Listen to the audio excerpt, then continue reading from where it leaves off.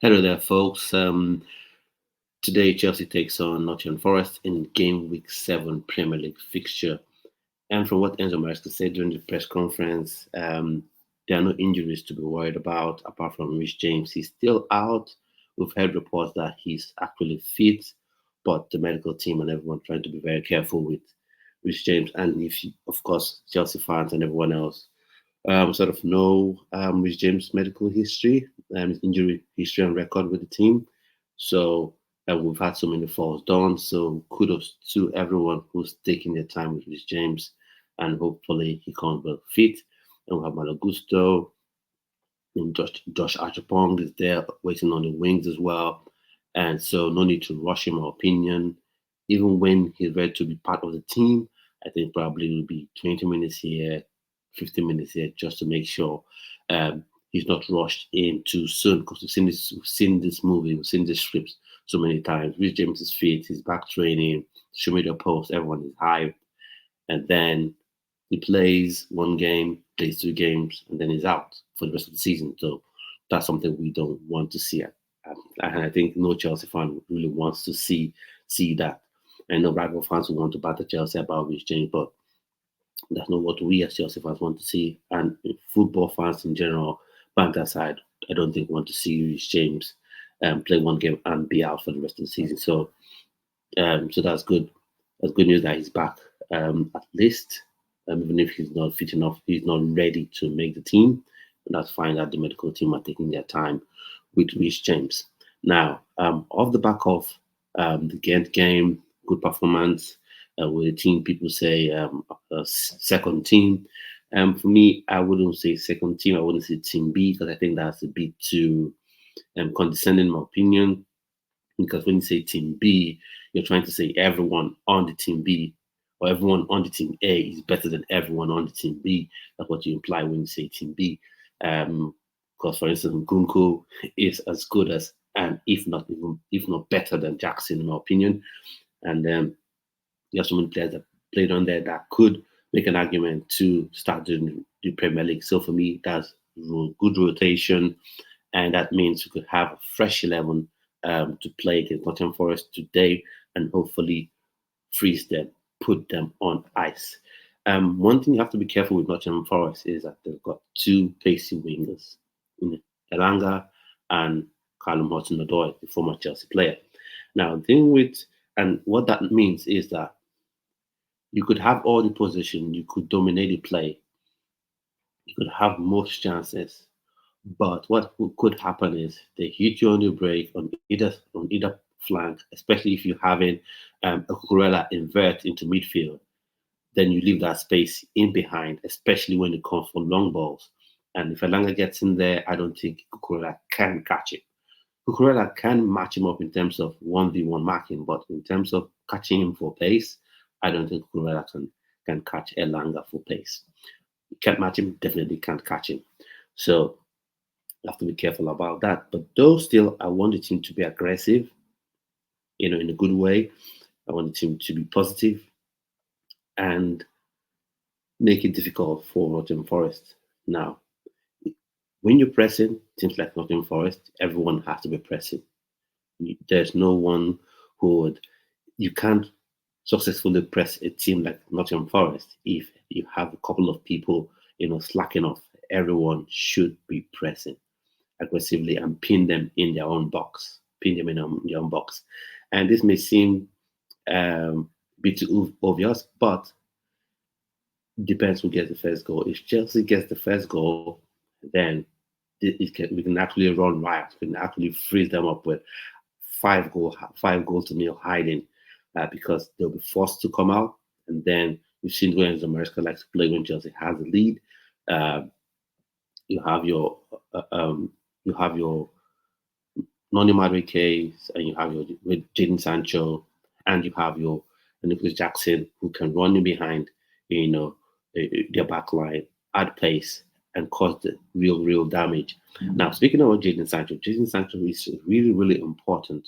He'll be very crucial for this type of game because I'm thinking Nottingham Forest to come up with a low block, and you need people who can dribble on the ball, have flair on the ball, commit defenders, take defenders into deep water, so to speak, in places where they don't like to be, and really, take the game to them. So we've lacked that kind of player ever since Eden Hazard.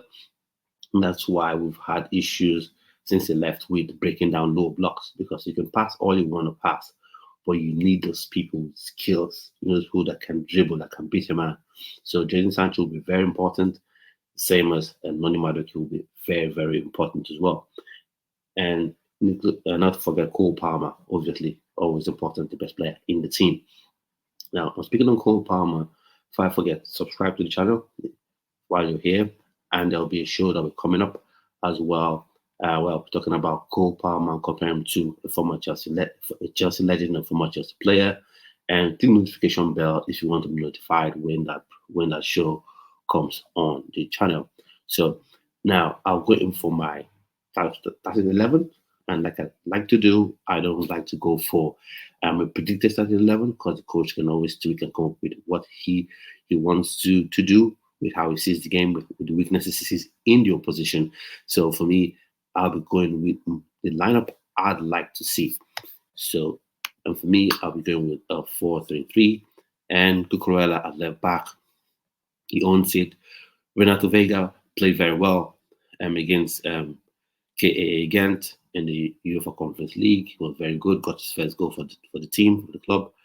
So amazing performance for him.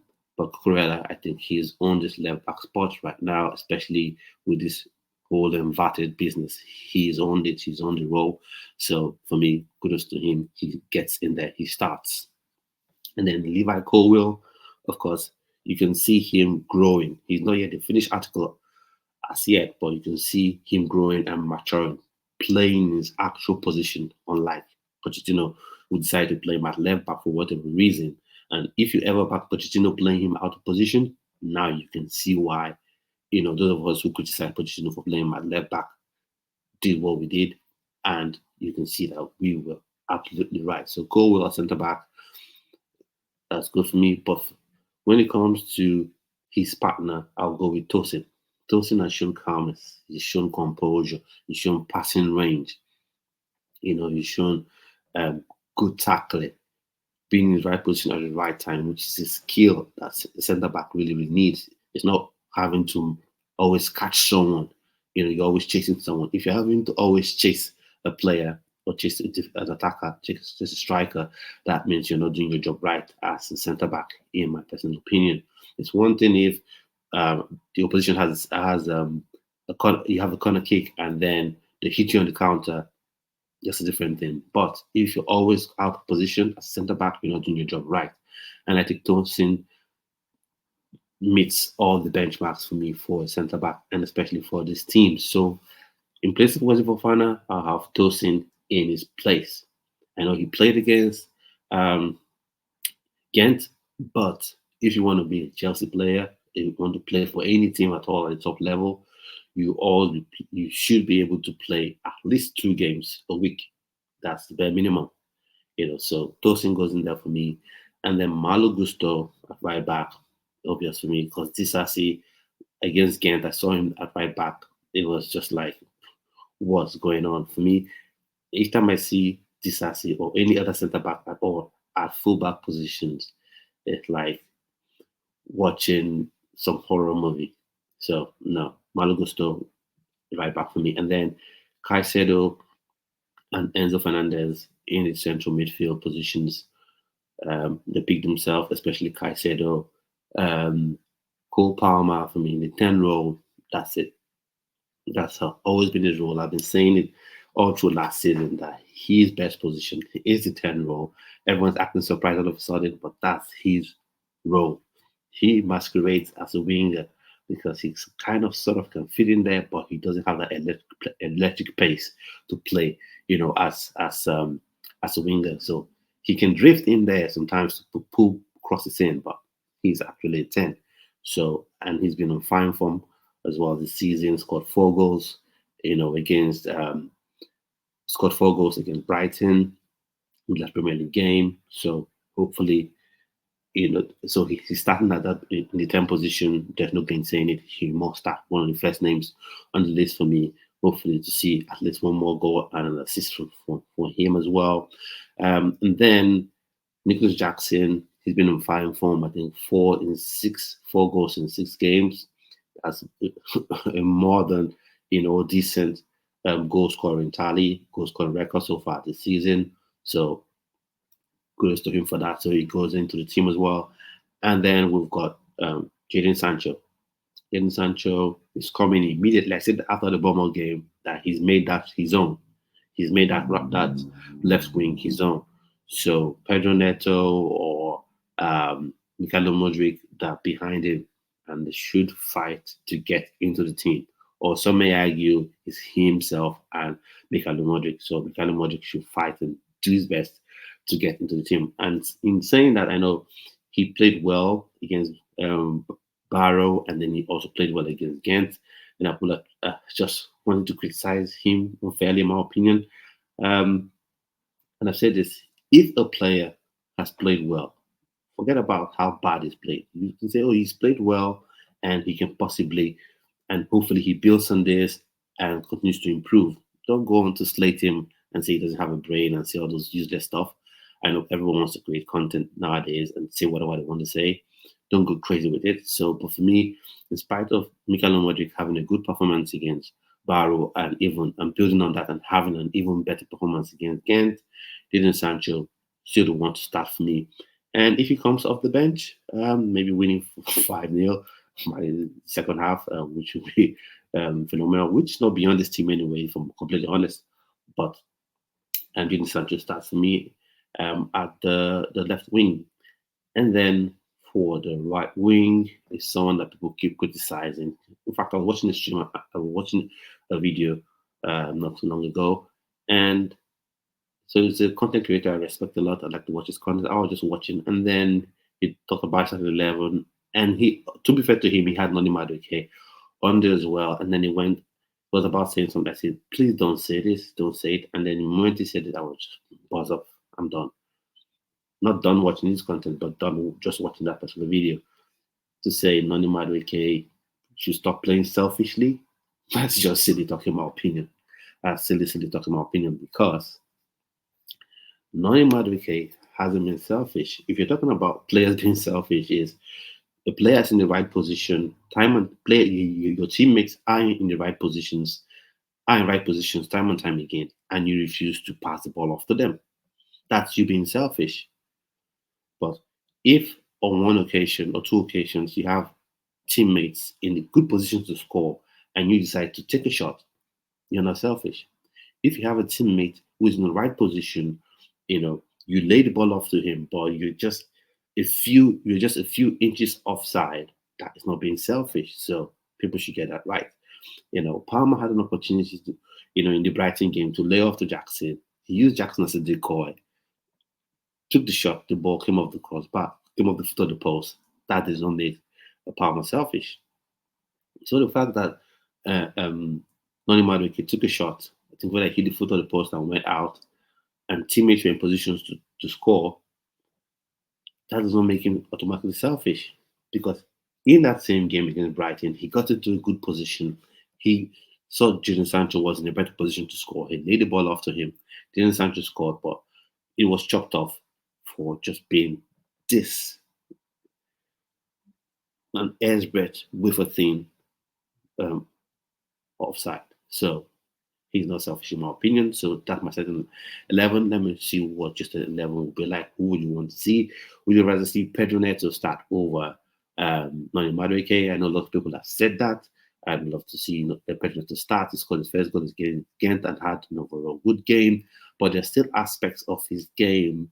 And when I compare him to Noni Madueke, I think Noni Madueke is a better option.